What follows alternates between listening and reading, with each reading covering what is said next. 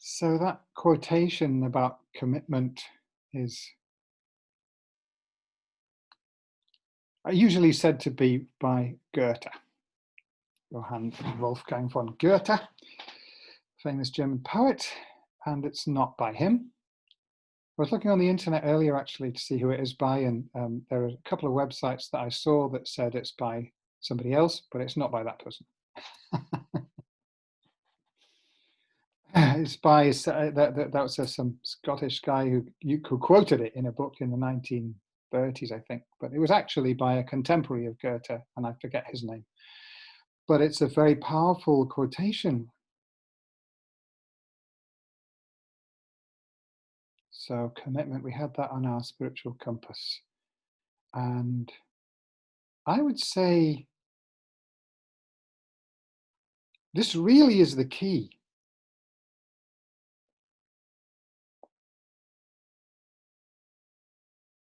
I mean, it's kind of not really, maybe not rocket science to figure out that compassion is a good thing. And, wisdom is a good thing. And all of these spiritual qualities are very important and very good. But just knowing that doesn't get us very far. It does actually, make a difference. There are many people in the world who have completely different ideas about what works in life. Those are the things that work. So even just knowing that will stop us from going down quite a few wrong paths, But it won't take us to enlightenment. Just knowing that those qualities that we were been exploring and continue to explore, and that all of our Buddhist teachings are about. Just knowing that those are what will make our life work and lead us to genuine fulfillment and satisfaction if we can develop those qualities. But then we have to do it. We have to do the work. And that demands commitment. So this is, I'm saying, I feel this is the key, really. But then even just knowing that, how do we create commitment? So this is what I'd wanted to explore tonight. What is it? Why does it seem to be quite a difficult thing to, to create commitment on the spiritual path? What is it that gets in our way? What are the things that will help us?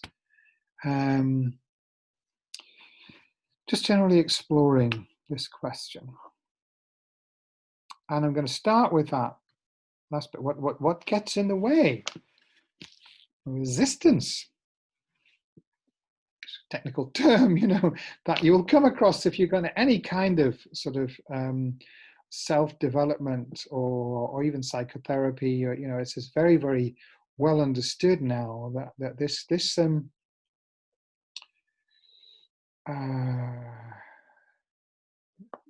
phenomenon of resistance, meaning in this context, meaning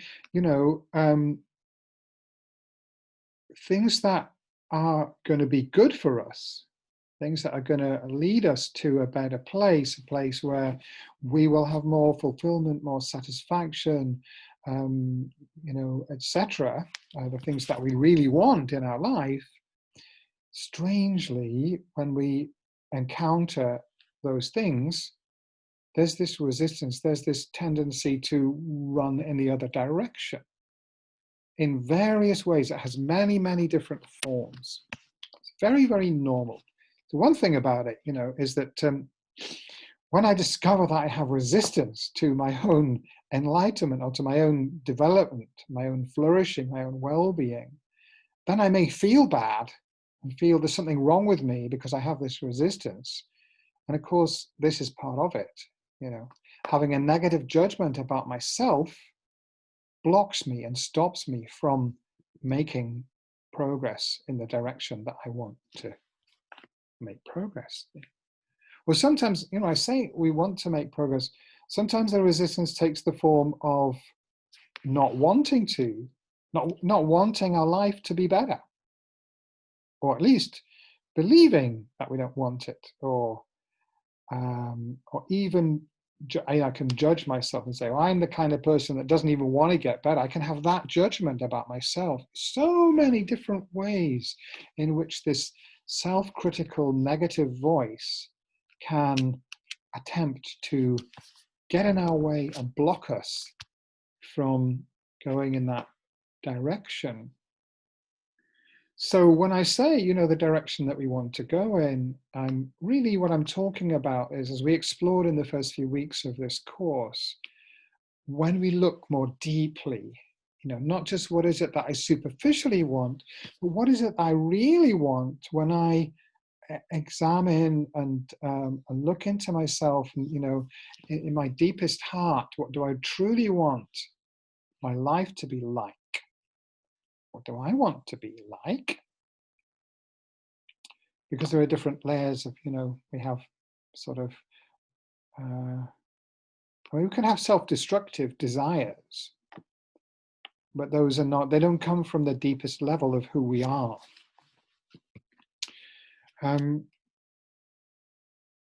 So why is there this, pervasive tendency to resist positive change? Very interesting question. And we've come up with a few of the answers in the discussion there about previous conditioning and the idea that has got kind of quite deep into our psyche. Most people, at least in Western society, some negative self-judgment that we have internalized. It's very interesting, actually. His Holiness the Dalai Lama was in a meeting with a number of Western, eminent Western psychologists. So this is part of the Mind and Life series of conferences every 2 years since the early 1980s, I think. So this has met with leading Western scientists, psychologists, philosophers, etc., to explore and debate questions of the nature of reality and the nature of the mind and so on. One of these early conferences, the Western psychologists were talking about low self-esteem, basically, this negative view of ourselves. I just was quite puzzled, and he asked them about it, and then explained it to him.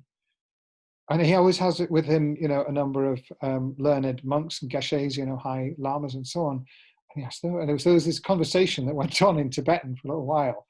And what was going on was his Holiness was asking these geshes, do you know about this? Have you encountered this? What is this? This low self-esteem, this, negative view of oneself. And they were all very puzzled. He said, well, no, it seems, and it's very interesting and surprising, but they didn't know what the psychologists were talking about. They said that, in Tibetan culture, apparently, this is virtually unknown. So that's interesting, isn't it? Because it shows us that it's not part of the nature of who we are. It shows us that there's something that we've internalized somehow from our upbringing, our culture, our education, etc., whatever. Really, that's quite a serious thing, if our entire culture is infected with this tendency. So a few of you mentioned it in the discussion, and it is a big source of resistance, negative self-judgment. And another one is, as was also mentioned, this fear of change. We have strong attachment to what is familiar. Okay, there's fear of the unknown. Now, fear of the unknown takes many forms. So we may, perhaps some of us might not have been abroad much. We might find the idea of moving permanently to another country quite scary. Or if you've only been in, other European countries, you might find the idea of going to India pretty scary, for example. So this is, fear of the unknown out there. But this is actually a more powerful fear, I think, the fear of, myself changing. If I'm progressing along the spiritual path, then my experience is going to be changing, my outlook is going to be changing, my thoughts are going to be changing, my preferences are going to be changing. I'm going into unknown territory. So this is why we need, a safe spiritual compass. And we talked about in one of the earlier talks about a refuge. I forget what we called it, something else. But yeah, what do we base our if you like, our choices, our decisions on the spiritual path? We kind of, if we're thinking about following a spiritual path, we need to make sure we're on a good one. And if we check it out very thoroughly beforehand, we can have good grounds for confidence that there's nothing to fear. But still, the fear of change is very powerful.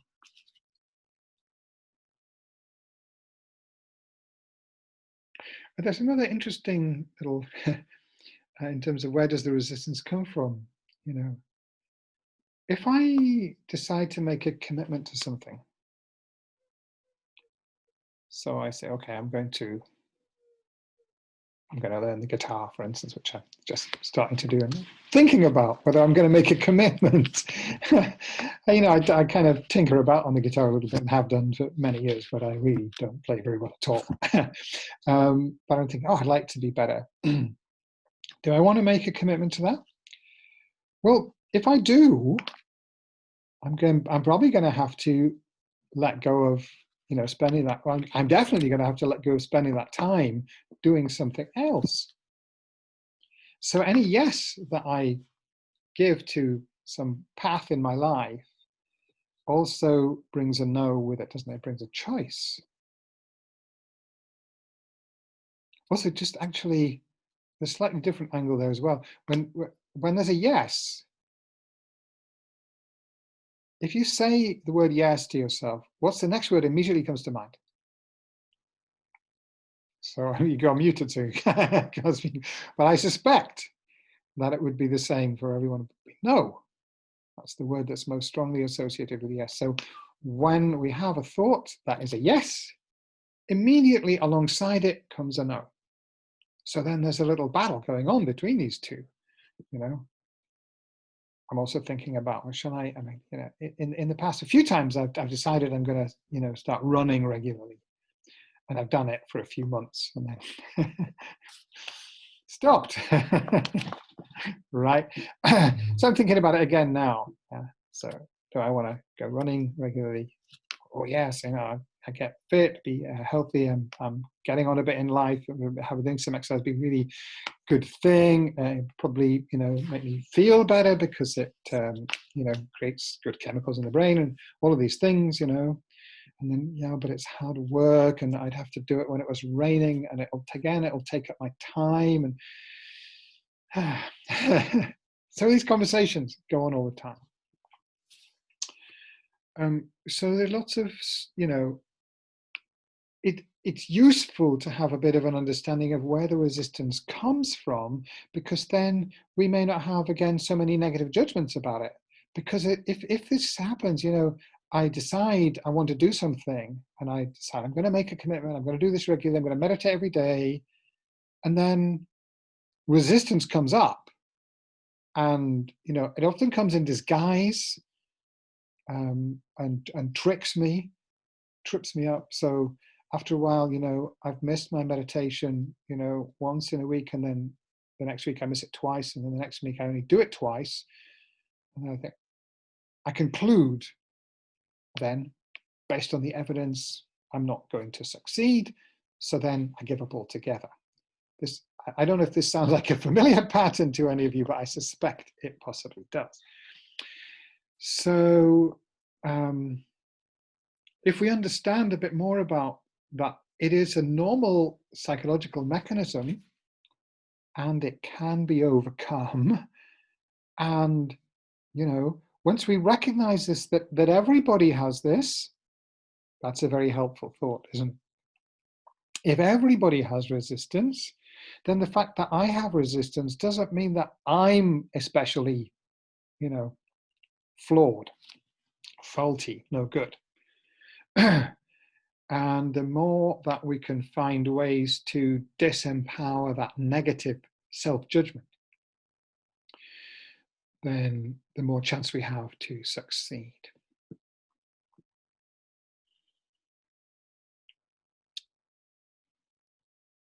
Okay, resistance. And then another one closely connected, but not exactly the same, difficulty, if you like, that we have to overcome on one level, on another level, something else. Force of habit, right? So I say, I'm going to practice the piano 20 minutes every day, but that isn't my habit. So probably, I might say that to myself and then do it, and then the next day do it, and then the third day forget, because I've just got back into my habitual mindset, my habitual pattern. But if I want to create deeper change than that, say, well, I get angry a lot. I really want to be more patient. So I decide, and I can be so clear, anger's terrible. It's really damaging and it damages my relationships, and it's very, very uncomfortable, and it caused all sorts of problems. All of this is completely true, and it's no use. It doesn't create any, give any positive, has no positive value. All of this is true. So I can be really convinced, yes, I'm not going to get angry again. Well, what do you think is going to happen? Because the mind has that habit. And habit is very, very powerful, extremely powerful.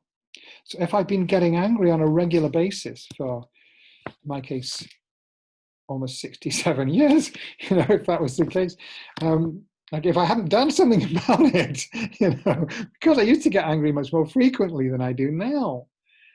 If I had never done anything about it, and I was to now think, oh, this anger is destroying my life for 67 years, I'm going to stop.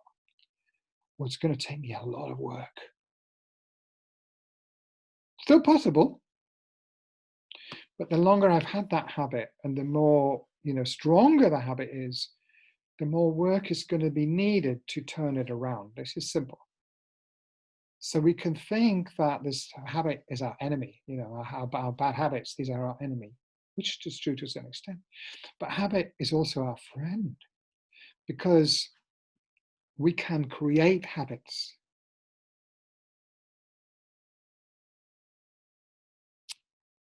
Pause for effect. We can create habits. So we can create good habits. And they're also very powerful. So it would take quite a lot. I think it would take quite a lot now to stop me doing my daily meditation practice. I can't imagine it anymore. Now, it took me many years to build up a consistent habit of meditating every day.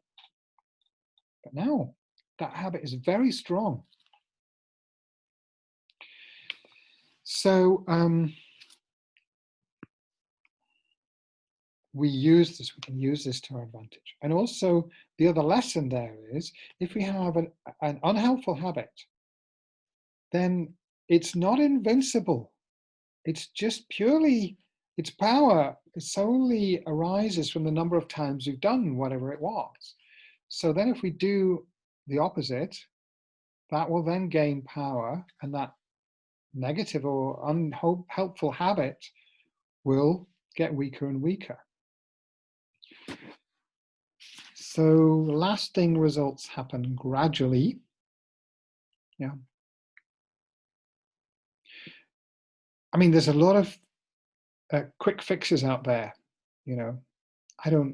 I probably should, but I don't kind of listen to Headspace or all of these different meditation apps and things. I do actually watch a fair few kind of spiritual teachings on video on YouTube, because you can get some really, really first-rate teachers there that it's difficult to actually get to hear live. But I think that probably, I suspect, there's a lot of stuff out there that is going to give you an instant spiritual high, but may not have very much lasting benefit. I don't know. That's just speculation on my part, because I don't spend a lot of time with these things. But I remember we used to go to the Oakley Complementary Medicine Festival, because we thought that, meditation was something people going to that would be interested in.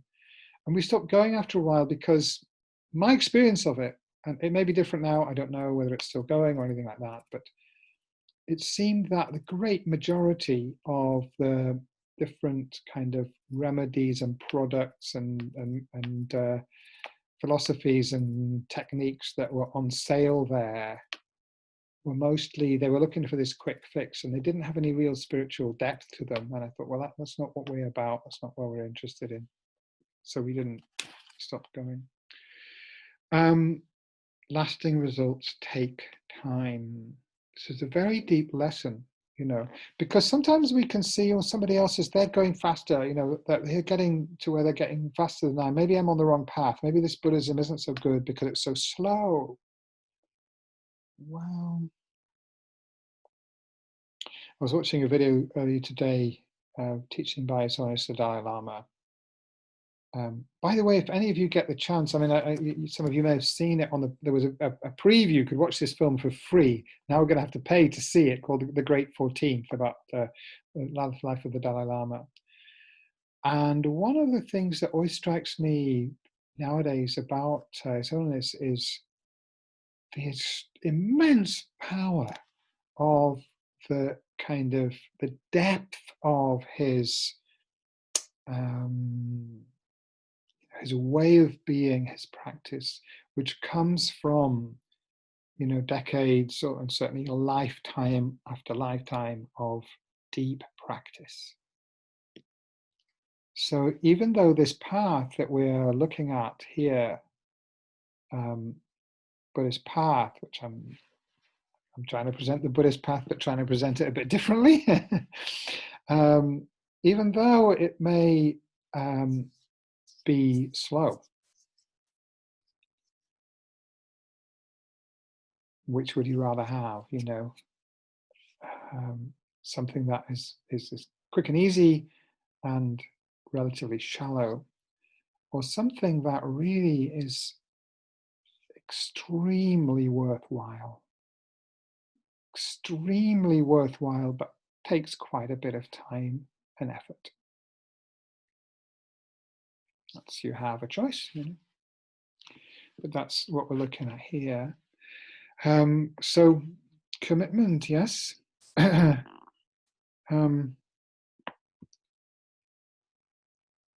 put that quote on the screen because it's very inspiring.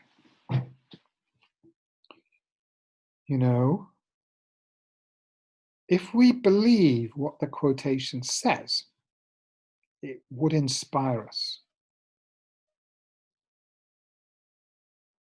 And it's very convincing, to me anyway. As soon as I saw that quote, yes, that's true. Possibly we all have some kind of inkling, some experience that tells us this is true. Or times in our life, as I asked you to explore in the meditation, when we have achieved something significant, because all of us have in one way or another, I'm sure. So even if you might be in one of those moods where you're feeling, I'm no good, I'm hopeless. But if you honestly look back in your life, I suspect you will find that there were those moments when, I set out to do this because I felt it was important and worthwhile, and I made a commitment to do it, and I succeeded. It might be relatively small, might be bigger, don't know. But I think we all recognize what that quotation is talking about.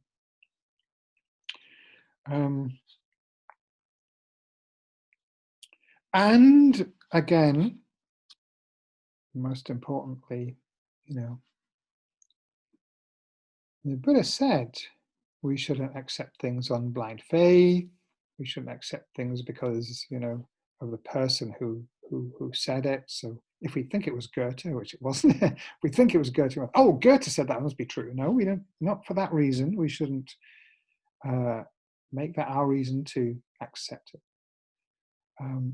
But we should use reasoning. Is it reasonable? Maybe. But the Buddha went further. He said, the ultimate test to find out whether something we should accept. First of all, we check it out. We use our reasoning. Does it make sense? But then if we really want to know if it's true or not, we have to apply the test of experience. So if you read that quote and you think, well, maybe that's true, but I don't know, then the thing to do would be to experiment. Make a commitment to something and stick with that commitment and see what happens.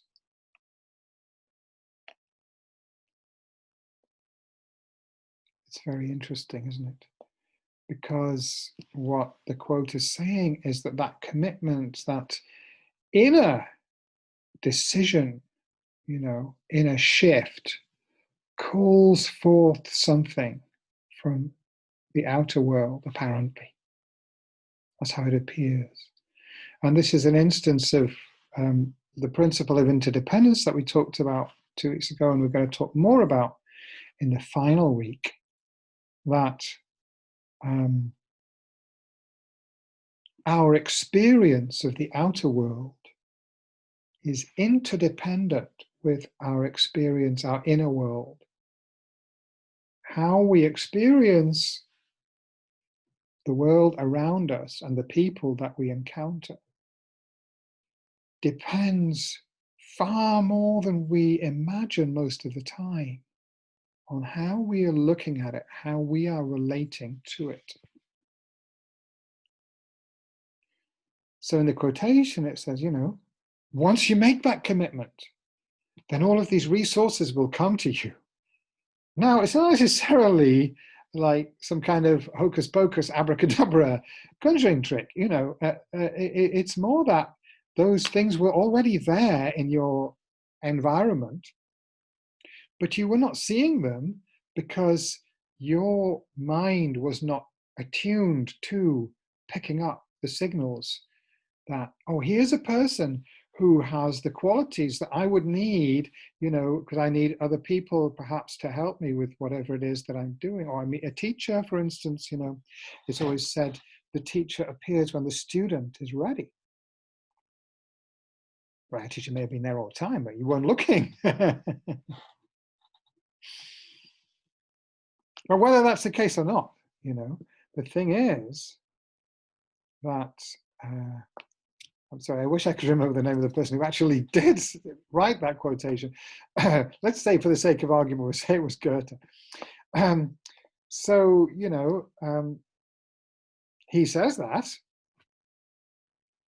presumably Goethe or whoever it was said it because that was his experience. So if you experiment with it, see whether that's also your experience. It's my experience. Sometimes sometimes it is kind of like creepy. Well, almost the moment I made the decision, the commitment to do this, then suddenly this arose. Where did that come from? This person or this meeting or this opportunity or this resource or this book, whatever, suddenly there it is in my, almost in my hand. Sometimes it is my experience. And many people that I know have said similar things. So this is just kind of, building up encouragement to make a commitment. Yeah. And I mean, a very, very important question, of course, is what should I commit to? And so that's why we spend a lot of time at the, in the first half of this course exploring that question. What, on the deepest level for you, would be something worthwhile to create, to manifest in your life? In terms of your inner qualities, or even in terms of, outer results, or whatever it is, that in my perception is the whole purpose of the spiritual path. Purpose of the spiritual path isn't for me to teach you to be more compassionate or whatever, The purpose is to discover what is truly meaningful and worthwhile for me, and then to actualize that, to make that actual, to make that real.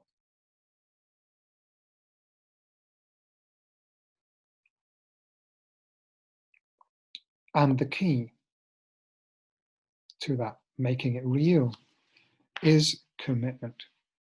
So, how do we do it? I think again, like everything else, we don't maybe expect to get the whole way in one jump. We might experiment making relatively smaller commitments. I think this is very smart, actually. Make a small commitment rather than saying, well, I'm going to meditate for an hour and a half every day for the rest of my life. Say, well, okay, at the moment I'm doing like 15 minutes 3 times a week. Maybe I'll do 15 minutes every day. Or I'm doing 15 minutes every day. I'll try doing 20 minutes a day. Or, do something for a limited period.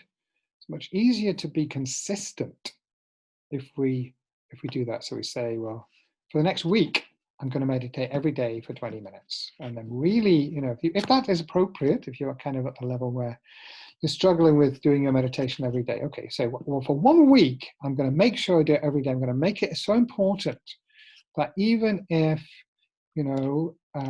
it means skipping breakfast, I'll do it. I mean, and that's taken to extreme, of course. You know what I'm saying? It's like, to make it really important. And then you have an experience of, yes, I can create commitment. I can decide something and then make it happen. If I make an unrealistic commitment, then what's going to happen is I'm going to get an experience of not being able to see my commitment through. So, this experiencing success is very important. So to build strength over time, I might have said this in this class before, but perhaps I haven't, I'm not sure. When I first, got involved with Buddhism, I jumped in the deep end, I was going to lots of teachings and doing lots of meditation and tantra and everything, for about 5 years. Then it all fell apart. And for a few years, my practice was very weak. I was still practicing and going to teachings and retreats and so on. Then talked about another 5 years, so I'm 10 years in now. Then, I was fortunate to meet another kind of practice, actually. Some of the material in this course has been taken from that other course, which was not identified as a Buddhist course, but there was a lot of Buddhist principles in it very clearly.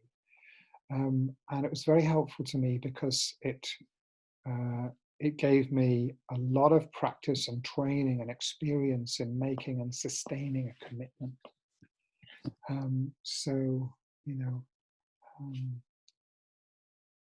I did that for 7 years. And then I came back to, and I had, of course, it helped me to be more consistent with my meditation practice. So during that time, I started going, because I hadn't been really going much, but then I started going back to Buddhist teachings. And so now we're 15, 17 years in. I took an initiation again. So I had taken one back in 1981. I took another one in 1995. And then, when you take an initiation, then you have a daily commitment, which of course I hadn't been keeping for many years. And I started to keep it, more strictly. And then I lapsed, but then I came back and I took another initiation and then, it became more consistent. So after 20 something years, my practice become very consistent and the results started coming more. And the ability to commit increased. And the ability to increase my commitment increased. Because I got more clear about how to do that, what I need to do. So what I'm painting, trying to paint a picture for you here is, it's very important, because this is an authentic path,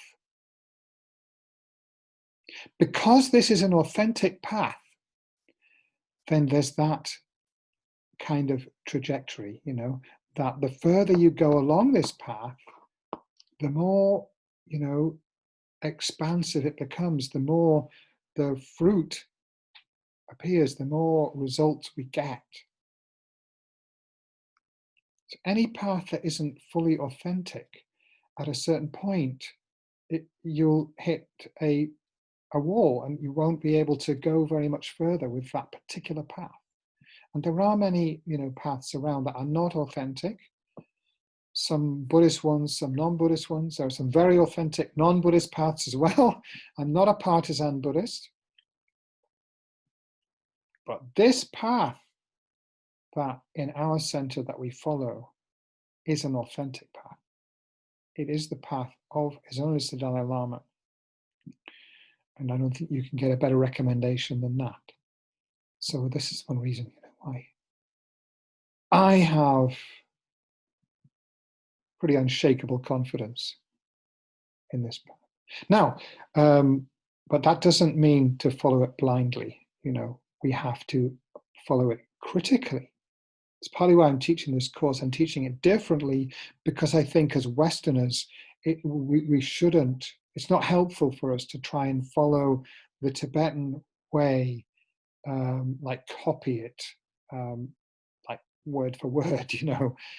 We have to adapt it, and that's quite challenging and quite difficult. But we can trust the foundation, the fundamental teachings, the basic teachings are completely solid and reliable. So I'm going to just finish very quickly with a little bit of those traditional teachings. I'm kind of thinking that I probably should be a bit more, you know, open about the relationship between what I'm saying in these talks and the traditional teaching. I'm going to very quick capsule summary. So here, this commitment, I kind of use that framework to talk about the fourth of the six perfections. It's called, well, different translations, enthusiasm, joyous effort, perseverance. One very great Geshe said, diligence was a very good translation. Yeah. So traditionally there's said to be there's four kinds of, I'm going to call it joyous effort because that's a term I like, because it emphasizes the joy. Enthusiasm actually has the same connotation. Yeah. Joyful, yes. So if our practice is getting very heavy, you know, then we need to pull back a little bit. It should be enjoyable. We should push ourselves a little bit further than we're completely comfortable with, but then relax. You know, push yourself too much, you lose your motivation. So four kinds of joyous effort. This one is called the joyous effort of strong armor. And that means, you know, when things are getting tough, we hang in there, you know, we do battle because that's when we make a lot of progress. So sometimes people talk about, oh, I didn't have a very good meditation today. I had lots of distractions. I kept having to bring myself back to the breath and then losing it. That's a good meditation because you're doing the work. Yeah. So there's a joy effort of strong armor when I'm in a really challenging situation, somebody having to bite my tongue to, you know, control my anger. And I think that's bad because I have feeling, you know, I was feeling the anger, but I'm remembering to make the effort to try and practice patience. That's, again, very productive. Strong armor. So when things get tough, hang in there. So the joyous effort of forcefulness, sometimes we need to, you know, push ourselves a little bit. Like in a meditation, you know, really, you know, I don't emphasize this very much, but it is part of the practice of concentration at some level. Then we have to really kind of work at it. You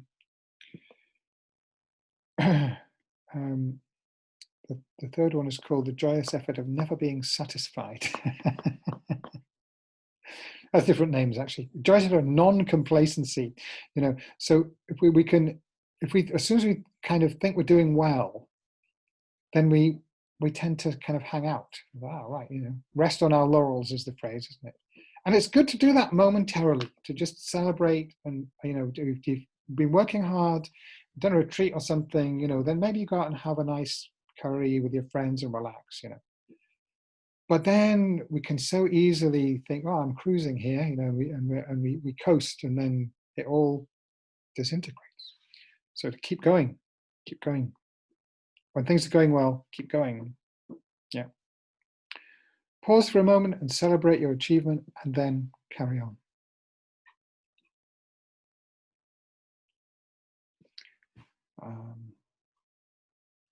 Actually, I got them in the wrong order. The first one is called the joyous effort of firmness, which is just consistency, just keeping going over time.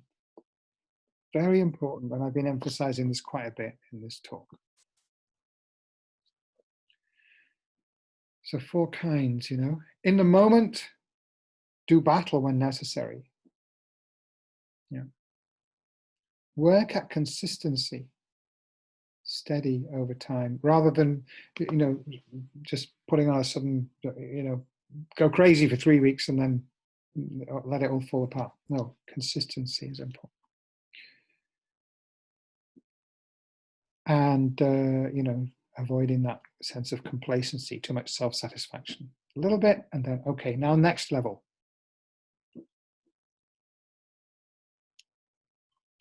And then 4 powers that help you, 4 things that help you with, you know, basis for developing this quality of perseverance, effort.